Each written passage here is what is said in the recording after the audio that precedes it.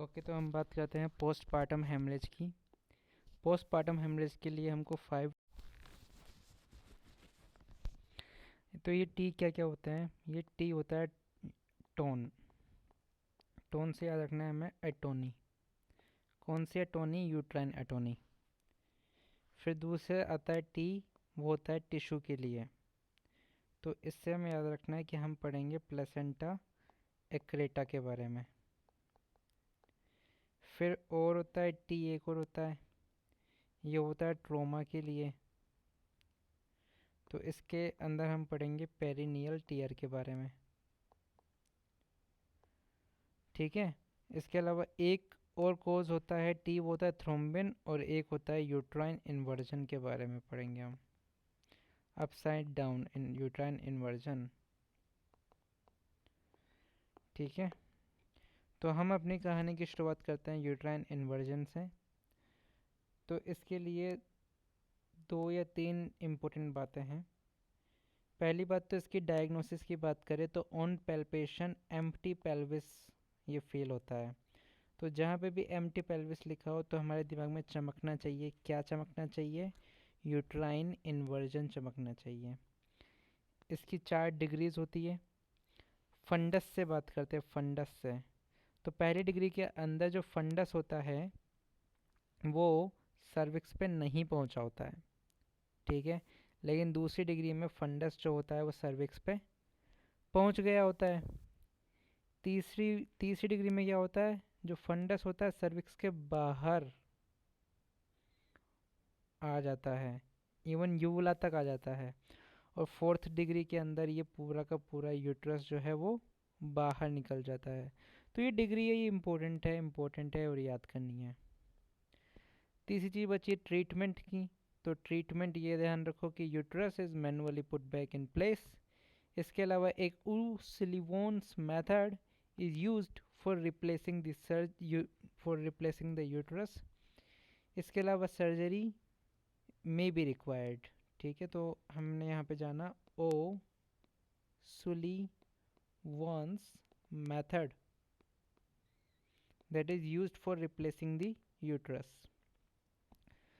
Uterine inversion ख़त्म। अब बात करते हैं यूट्राइन अटोनी की। तो इसके अंदर क्या होता है? Uterus does not contract properly. इसके लिए सबसे इम्पोर्टेंट रिस्क फैक्टर है कि यूट्राइन जो मसल है वो ऑलरेडी क्या है, बहुत ज़्यादा थक गई है, तो अब वो कॉन्ट्रैक्ट नहीं कर पा रही है। ऐसा कब हो सकता है कि बहुत ज़्यादा थक जाए यूट्राइन मसल ऑलरेडी? जब फर्स्ट डिलीवरी को मोर देन 20 आवर्स ऑलरेडी हो गए हों, तो उस कंडीशन में यूट्राइन मसल फटीग हमें देखने को मिल सकता है। इसके अलावा कुछ ऑब्स्टेटिक मेडिकेशंस हो गई, जैसे टर्ब्यूटालीन हो गई या MgSO4 हो गई। Kind like these are tocolytics, like nifedipine भी एक टोकोलिटिक होता है।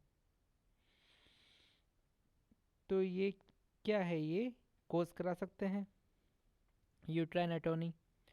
तो यूट्राइन एटोनी ना हो इसलिए हम प्रोफाइलेक्टिकली क्या देते हैं? ऑक्सीटोसिन देते हैं, इंट्रामस्कुलर इंजेक्शन देते हैं 10 इंटरनेशनल यूनिट का। और अगर IV इन्फ्यूज़न देना है तो ये कुछ इस तरीके से देते हैं। ठीक है। ऑक्सीटोसिन मौजूद नहीं है हॉस्पिटल में तो मीसोप्रोस्टोल दे सकते हैं, कार्बोप्रोस्ट्रोमिथामीन दे सकते हैं, एर्गोनोविन दे सकते हैं और कार्बेटोसिन दे सकते हैं। ये सब अल्टरनेटिव्स हैं। डायग्नोसिस की बात करें यहाँ पे तो यूट्राइन इन्वर्जन के अंदर हमको मिल रहा था यूट्रस कैसा? Empty, pelvis empty. एटोनी के अंदर हमें कैसा दिखता है? Uterus feel soft, bogie and enlarged. Soft, bogie and enlarge, ये 3 वर्ड है, ये 3 वर्ड हमको याद रखना है। चलो तुमने प्रोफाइलेक्टिकली नहीं दिया ऑक्सीटोसिन, या फिर मान लो दिया but eventually you got the uterine atony, तो उसका क्या ट्रीटमेंट होता है? ट्रीटमेंट भी उसका होता है वही ऑक्सीटोसिन। ऑक्सीटोसिन नहीं है तो मिथाइल एर्गोनोविन, कार्बोप्रोस्ट या misoprost. They are used in conjunction with tranexamic acid. Tranexamic acid क्या होता है? एंटी फिब्रिनोलिटिक होता है ये। क्यों देते हैं? I don't know. और क्या ट्रीटमेंट हो सकता है यूट्राइन एटोनी का? बाई मैनुअल यूट्राइन मसाज, मतलब दोनों हाथों का यूज़ करते हैं हम यूट्राइन को मसाज करने के लिए। एक हाथ डालते हैं एब्डोमेन पे इस तरीके से, और दूसरे हाथ को इंसर्ट करते हैं वजाइना के अंदर। तो इसमें क्या करते हैं, हम कंप्रेस करते हैं स्पाइरल आर्टरीज को ताकि इतनी ज़्यादा ब्लीडिंग ना हो। इसके अलावा this also helps to stimulate uterine contraction. By manual uterine massage काम नहीं किया तो क्या हुआ, तो फिर हम यूट्रोटोनिक मेडिकेशन काम नहीं की, यूट्राइन मसाज काम नहीं किया, तो आता है बैलून टम्पनाड। तो देखो ये बकरी पोस्ट पार्टम बलून है, इसको फुला देते हैं टू टेम्पनाड द ब्लीडिंग। मान लो ये भी काम नहीं आया तो हमारे पास एक और तरीका होता है यूट्राइन आर्टरी एम्बोलाइजेशन। इसमें क्या करते हैं, कैथेटर से इंसर्ट करते हैं through the femoral artery and it is advanced to the uterine artery. ठीक है, और क्या करते हैं, एम्बोलाइजेशन करते हैं। ये भी नहीं काम किया तो हम यूट्रस को हटा देते हैं, हिस्टेरेक्टोमी कर देते हैं, but this is the last resort that you need to know. अब बात करते हैं पेरिनियल टेयर की। देखो हमने पढ़ लिया यूट्राइन इन्वर्जन पढ़ लिया, यूट्राइन एटोनी पढ़ लिया, अब हम पढ़ेंगे यूट्राइन टीयर की, सॉरी पेरिनियल टीयर की, क्योंकि जब बेबी डिलीवर होता है तो पेरिनियम को क्या करता है, टीयर करता हुआ निकलता है।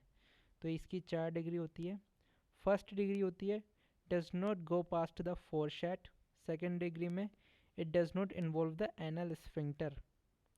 थर्ड में it may extend as far as the anal sphincter. And fourth degree होता है reach all the way to the rectal mucosa. ठीक है, so this is all you need to know about perineal tear. अब बात करते हैं last but not least, placenta accreta. इसमें क्या होता है, जो प्लेसेंटा होती है जो एंडोमेट्रियम से जुड़ी होती है, तो उसके अंदर क्या होती है, प्लेसेंटा कुछ ज़्यादा ही गहरा रिश्ता बना लेती है एंडोमेट्रियम के साथ। प्लेसेंटा एक्रेटा देखो, placenta burrowed into the endometrium but does not reach the myometrium. मतलब ये सिर्फ एंडोमेट्रियम से बहुत घनिष्ठ इसने रिश्ता बना रखा है। इनक्रेटा में क्या होता है, ये मायोमेट्रियम के अंदर तो घुसती है लेकिन पूरी मायोमेट्रियम को नहीं घुसती है।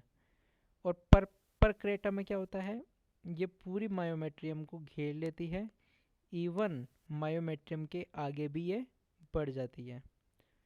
So this is all about postpartum hemorrhage, so called PPH.